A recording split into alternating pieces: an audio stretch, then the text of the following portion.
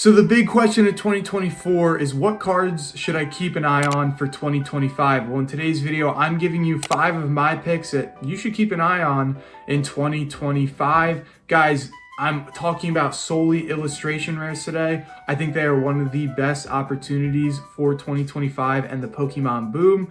You are about 1 in 12 packs, you're going to be getting an illustration rare, and they are done incredibly. The artists absolutely knock it out of the park. Number 1, we're starting off with Eiscue. And guys, I say illustration rares, and trust me, you're going to understand why at the end of this video. This is from Paldea Evolved, and this is sitting at $8.64. And over the course of 3 months, it's gone from like a $5 card to an $8 card. Well, why has it gone up $3 when it's Eiscue? It's not the most traditionally flashy Pokemon like Charizard, like Pikachu, like Mewtwo. Well, it's because of its PSA 10 price, guys. If you take a look here, its PSA 10 price is $190. So how does a measly $8 illustration rare garner a PSA 10 price of almost $200? A multiplying factor of a lot, like times 20. Well, that's a great question. If we take a look here at TCG Fish, this is an awesome website where you can actually get the PSA 10 population info. You see here that only 58 of these cards have ever been graded with PSA, and only 4 of them have gotten a PSA 10. 33% or 33 have gotten a PSA 9, meaning 10% chance at getting a PSA 10, which is a very, very hard grading ratio, I guess you could say. Guys, I'm going to explore the other 4 cards here in a second, but if you could like the video, leave a comment. It'd really help this video out in the algorithm, and I'd really appreciate you doing that. So why do I think this card is something to keep an eye on? Well, 10%, it's difficult, but if you find it a really good near mint copy, pick it up. You could grade this, make a few bucks, and then reinvest that back into the hobby in other ways and other forms. Say you want to buy more singles, boom, sell the PSA 10. It'll cost you $15 a grade, $8 for the card, maybe a few bucks a ship, so like 25 max, and you're getting a $200 PSA 10. I'd keep an eye out for near mint cards, especially if you're looking to grade. Honestly, to have this card too, it's an amazing illustration, so you might just want to have it. It's very interesting because you take a look at this Eiscue here, which is not on our list, but this is a special illustration rare Eiscue. It is $2.39, which by the way is a steal and is an opportunity if you were looking for that. I have like 2 or 3 of these cards. I love the artwork, but this is a much higher rarity than the illustration rare, and yet it is very, very cheap. Could also be an opportunity, but it's interesting to see that because of that PSA 10 price, that illustration rare Eiscue is garnering a lot of price. Moving on to the Tatsugiri from Twilight Masquerade. It is sitting at $9.74. We take a look at 6 months ago. Its bottom was at $7.52, so it hasn't really gone up and down a ton. I wholeheartedly believe in this card. I think it is one of the most iconic illustration rares and artworks of the generation. I think Tatsugiri is a very popular Gen 9 Pokemon. And I also think that the PSA price also kind of reflects that. It's less impressive than the Eiscue, but you're going in $10 for the card, $15 for grading. So, you know, what are you at, 35? And you're getting almost close to 66, pretty much $70 for a PSA 10. So I think that this card is in demand still. I think as time goes on, I just see this card maturing very, very well. It's just an opinion. I think it's a great collection piece to keep in your binder if you don't want to grade.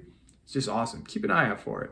Moving on to Feebas from Surging Sparks, who is sitting at $7.79. Its low is at $5.68. Now, why do I say Feebas here? It is solely for the Milotic SIR card in Surging Sparks. That kind of makes the same picture with the Feebas. And I think this card will be in demand because of the Milotic card. And I say that because they connect and make the same picture. You see here with the Milotic, Feebas is right under it. Now, why do I think Feebas is so good? It's literally because look at this. Out of the gate, it came out in $82.50, and it has since pretty much doubled in price, this Milotic card. A lot of people enjoy this illustration. A lot of people are going to enjoy grading this. A lot of people are going to want to have this in their collection. And I think Feebas will probably start to creep up kind of similar. Maybe not to the extent that Milotic will, but there will be more demand for this card than I think people realize, because if people want the connecting picture of the Milotic and Feebas, the Milotic grows in price more and more. The Feebas, I think, will slowly start to gain a bit more demand. Maybe if you want to get in before it potentially goes crazy. I don't know if it'll go to the moon, but I think it's a good opportunity to get if you're interested. And for the collection piece too, the Milotic with the Feebas cannot go wrong. And then looking at Hisuian Growlithe here from Twilight Masquerade, another Twilight Masquerade card. And following suit with the Feebas, it is another card that has a connecting picture. And following suit with Feebas and Surging Sparks, it is a card that has a connecting picture with the Perrin shown here, which in near mint condition goes for around $60. So that is a pretty expensive card. The Growlithe, on the other hand, is just an $8 card. I think a lot of people, once again, are going to be wanting the entire picture. They're going to want 2 cards, the complete set. And I think the Perrin being $60 could potentially end up pushing this Growlithe a bit more and more as time goes on. I do think this card has the Generation 1 hype kind of behind it. It is a Growlithe. It is part of the most popular generation ever made. I think that it bodes well for it. You also see here PSA 10, $52 is a solid PSA 10 price. Not as solid as the Tatsugiri, but pretty good. So I'd say keep an eye out for the Growlithe and these complete sets. I think that hopefully, fingers crossed, there will be some more in the coming future and in future releases of Pokemon that maybe you want to keep an eye on, because I think these will perform phenomenally as time goes on. I really do. And finally, for our last card, we have here Dearling from Temporal Forces. I will not be going over the PSA 10 and data here, because literally this card, I kind of just put it in based on a whim and a feeling. I just think solely I'm putting this card on this list because it is just the most iconic artwork I've seen out of Pokemon thus far. I don't know if we will see anything else like it.